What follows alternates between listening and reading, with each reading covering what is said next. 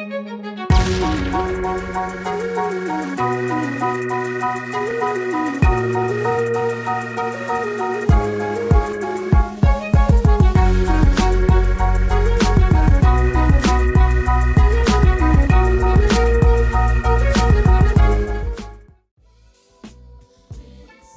Big Mission, written by Rose Blue and Corinne J. Naden. "You're up early this morning, Ron. What's the rush?" asked Mrs. McNair. "Come and have your breakfast.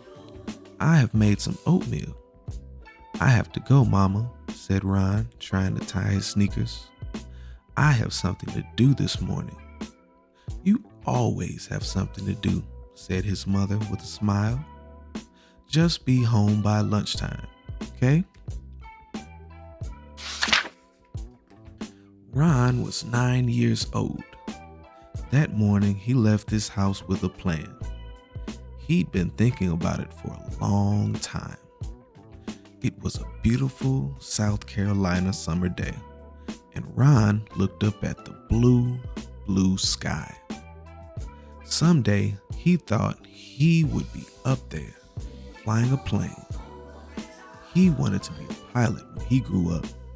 Today, Ron had something else on his mind, something very important.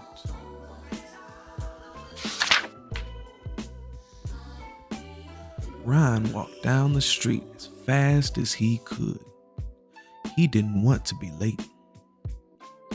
"Hi, Ron," the grocer called from the front of his store.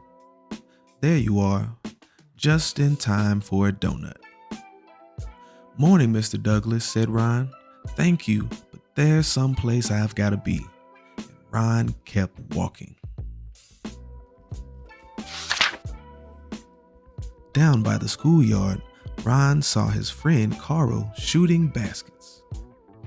"All right, you've made it," said Carl. "Hi, Carl," said Ron. "I wish I could stay, but I've got something important to do." "More important than basketball on summer vacation?" said Carl. "Are you kidding?" Ron laughed. He loved to play basketball, but not today. Today was too important. Ron kept on walking. When Ron got to Lake City Public Library, he stopped. This was it. He was hot from walking so fast, and he was nervous too. He took a deep breath, lifted his head high, and went inside. Mrs. Scott was busy getting ready for all of the people who would be using the library today. As the head librarian, she had to make sure that everything was neat and orderly. Mrs. Scott looked up to welcome her first visitor of the day. She smiled as Ron walked in. He was her best customer. Ron gave a little wave to Mrs. Scott and went right to the shelves. It took Ron a while to find some books. He always looked for books that showed children who looked like him. But that was hard. There were not many books about black kids on the shelves. At last, Ron found some books on airplanes. He took the books and started to walk to the front desk. Ron felt nervous and his hands felt a little sweaty, but he knew what he wanted to do. Mrs. Fielding, a white lady who was often in the library, stopped him. "You can give me the books and I'll check them out for you, Ron," she said gently. "No thanks, Mrs. Fielding," Ron said. "I'm going to do it all by myself." "But Ron," she started to say. Ron was already on his way to the front desk. He put the books on the counter. "I'd like to check these out, please," said Ron. The desk clerk didn't look at him. Didn't she hear me? Ron wondered. Ron knew what he had to do. He jumped up on the counter. He wanted the desk clerk to know he was serious. "I'd like to check these books," he said quietly. At first, the desk clerk and Mrs. Scott just looked at each other. "You know you can't check out books, Ron," said Mrs. Scott. "You can read them here. That's the rule.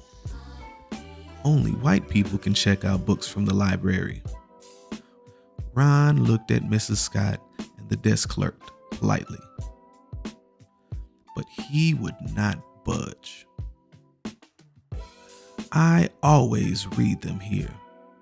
Today, I want to check them out," said Ron. Mrs. Scott and the desk clerk did not know what to do. Ron wouldn't get off the counter.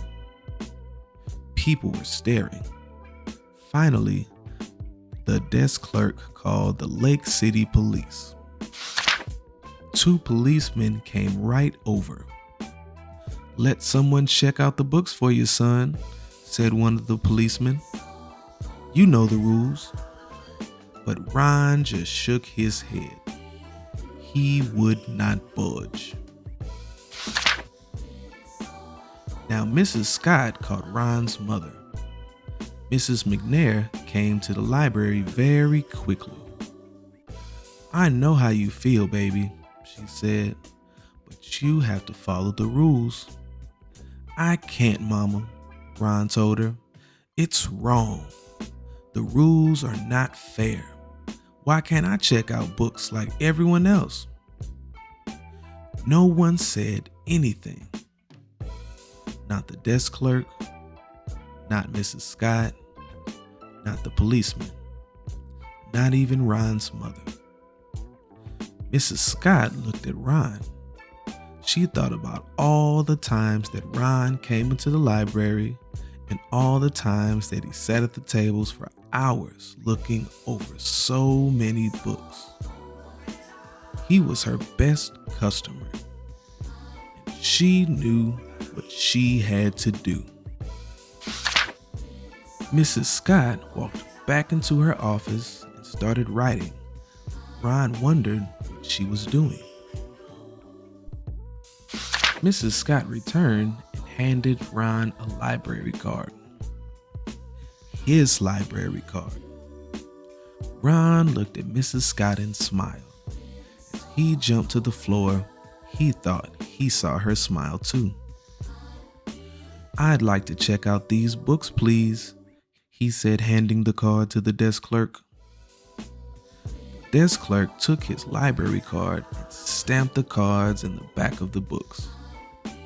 "These are due back in 2 weeks," she said. Ron smiled. "Thank you," he said. He tucked the books under his arm and took his mother's hand. Together, they walked home. Ron couldn't wait to get to his room